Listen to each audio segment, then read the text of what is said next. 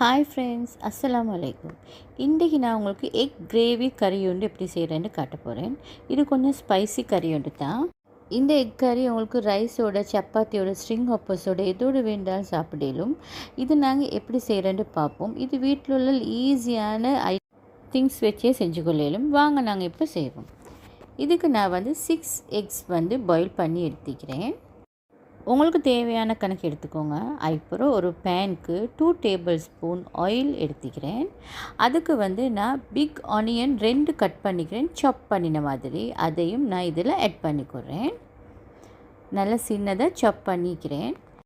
இப்போ இதை நாங்கள் கொஞ்சம் வதக்கி கொள்ளணும். ஒரு அளவு வதங்கணும், மிச்சமே கோல்டன் ப்ரௌன் ஆக தேவையில்லை. ஸோ இந்த அளவுக்கு வதங்கிச்சுண்டா ஓகே. நான் நார்மலாக ரைஸ்க்கு எக் கறி சாப்பிடவே மாட்டேன். எனக்கு அந்த காம்பினேஷன் பிடிக்கவே பிடிக்காது. ஸோ இன்றைக்கி டிஃப்ரெண்ட்டாக கிரேவி மாதிரி செஞ்சு பார்ப்போம், அப்போயான் சாப்பிடலுமான்னு பார்ப்போன்றதுக்காக வேண்டி தான் செய்ய வந்தேன்.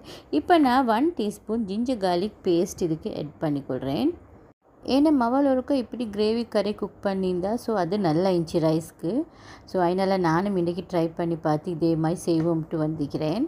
எக் கறி ஃபேவரட்டான ஆட்கள் மிக்கிறாங்க தானே, அவங்களுக்கு இது நல்லா. இப்போ நான் இது கறி லீவ்ஸ் கொஞ்சம் ஆட் பண்ணிக்கொள்கிறேன். அதையும் கொஞ்சம் வதக்கிக்கொள்கிறேன். இப்போ இதுக்கு நான் கட் பண்ணி வச்சுக்கிறேன் 1 க்ரீன் சில்லி, பெரிய க்ரீன் சில்லி அஞ்சு ஆக்சுவலி எனக்கு ஒன்று போதுமாயிடுச்சு. அதை நான் இதுக்கு ஆட் பண்ணிக்கொள்கிறேன். உங்களுக்கு க்ரீன் சில்லி சின்னதாக இருந்தால் நீங்கள் 2 வேண்டாலும் ஆட் பண்ணிக்கொள்ளுங்க.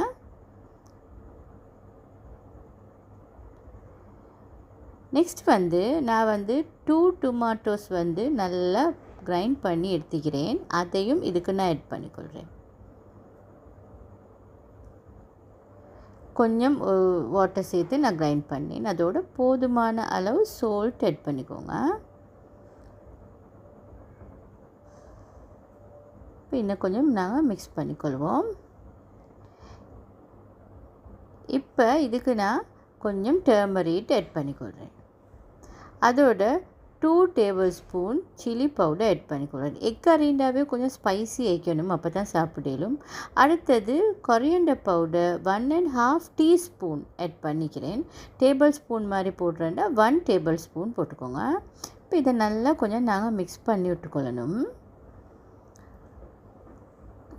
அதோட இதுக்கு நான் சோயா சாஸ் 1 டீஸ்பூன் ஃபுல்லாக ஆட் பண்ணிக்கொள்கிறேன்.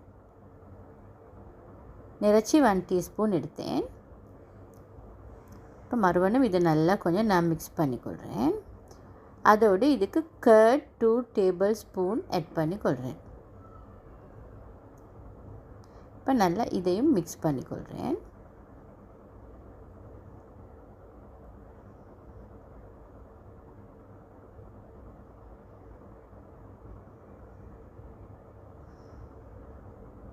இப்போ இதுக்கு ஒரு 1/4 கப் வாட்டர் போட்டு கொஞ்சம் க்ளோஸ் பண்ணி ஒரு 3 மினிட்ஸ் மட்டுக்கு இந்த கிரேவியை நான் வேக விட்டுக்கொள்கிறேன். அதோடு நான் பாயில் பண்ணி வச்சுக்கிற எக்குக்கு இப்படி 3 கட் போட்டுக்கொள்கிறேன். அப்போ தான் அந்த கிரேவியெல்லாம் நல்லா உள்ளுக்கு போய்த்து நல்லா வெந்து நல்லா டேஸ்டி ஆகிக்கும்.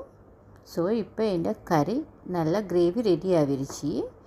இப்போ இந்த டைமில் நான் இதுக்கு எக் எல்லாத்தையும் சேர்த்துக்கொள்கிறேன்.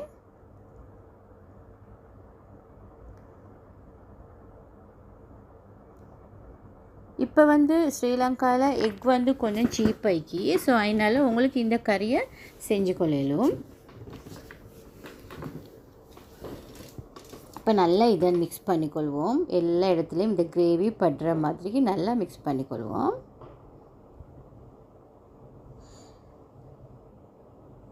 நிறைய பேர்த்துக்கு எக் கறி மிச்சம் விருப்பம். ஸோ அவங்களுக்குண்டா இது சட்டப்படி சூப்பரான ரெசிபி உண்டு. ஸோ இதுக்கு நான் இன்னும் கொஞ்சம் 1/4 கப் இப்போ வாட்டர் ஆட் பண்ணுறேன். இது கொஞ்சம் நல்லா இந்த கிரேவி உள்ளுக்கு இந்த மசாலா எல்லாம் போகிறதுக்கு. ஸோ மறுபடியும் இன்னொரு 2 மினிட்ஸ் மட்டுக்கு நான் க்ளோஸ் பண்ணி வச்சுட்டு எடுத்தால் என் எக் கறி ரெடி ஆகிடுச்சு. கொரியண்டர் லீவ்ஸ் இருந்துச்சுன்னு சொன்னால் நீங்கள் இதுக்கு கொஞ்சம் நல்லா மேலால் சின்னதாக கட் பண்ணி தூவிக்கொள்ளுங்க. இப்போ திருப்பி நல்லா நான் மிக்ஸ் பண்ணி விட்டுக்கொள்கிறேன். பாருங்கள், இந்த கிரேவியும் நல்லா க்ரீமி ஆகிக்கும். உங்களுக்கு நல்லா இதோட வேண்டாம் நல்லா சாப்பிடலும். ஓகே, இப்போ இந்த எக் கறி ரெடி ஆகிடுச்சு. நாங்கள் இதை இப்போ சர்வ் பண்ணிக்கொள்வோம். ஃப்ரெண்ட்ஸ், இந்த எக் ரெசிபி உங்களுக்கு பிடிச்சிருந்தா லைக் பண்ணி ஷேர் பண்ணுங்கள். அதே மாதிரி நீங்கள் இந்த சேனலை இது வரைக்கும் சப்ஸ்கிரைப் பண்ணாட்டி நிறைய பேர் பார்க்குறீங்க, ஆனால் இன்னும் யாருமே சப்ஸ்கிரைப் பண்ணலை. ஸோ சப்ஸ்கிரைப் பண்ணி எனக்கு உங்களோட பெரிய சப்போர்ட்டை தாங்க ஃப்ரெண்ட்ஸ். அப்போ தான் எனக்கு இன்னும் ரெசிபி உங்களுக்கு கொண்டு வரையிலும். அதேமாதிரி உங்களுக்கு ரெசிபி பிடிச்சிருந்தால் நீங்கள் கட்டாயமாக லைக்கும் பண்ணணும், கமெண்ட்டும் பண்ணணும். அப்போ தான் அது எனக்கு ஒரு பெரிய மோட்டிவேஷன் ஆகிக்கும். உங்களுக்கு இன்னும் புதிய ரெசிபி கொண்டு வரதுக்கு எனக்கும் ஆசை வரும். இதே மாதிரி இன்னொரு ரெசிபியோடு நான் உங்களை சந்திக்கிறேன். அது வரைக்கும் bye bye. Have a nice day friends.